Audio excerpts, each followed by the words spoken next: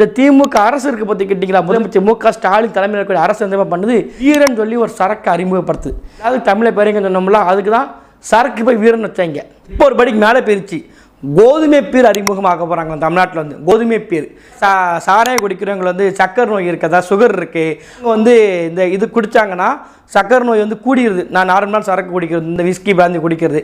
அதனால் தமிழ்நாடு அரசே கருத்தில் கொண்டு அவங்களுடைய உடல்நலத்திற்கு முக்கியத்துவம் கொடுத்து அவர் என்ன பண்ணுறாருன்னு பார்த்துக்கிட்டிங்கன்னா கோதுமை பீர் அறிமுகப்படுத்துகிறாங்க. சக்கரை நோய் உள்ளவங்களும் ரெகுலராக குடிச்சிக்கலாம், ஒன்றும் பிரச்சனை கிடையாது. வந்து சர்க்கரை இருக்காது, இல்லை வந்து உங்கள் கொலஸ்ட்ரால் ரொம்ப குறைக்கக்கூடிய தன்மையை கொண்டது.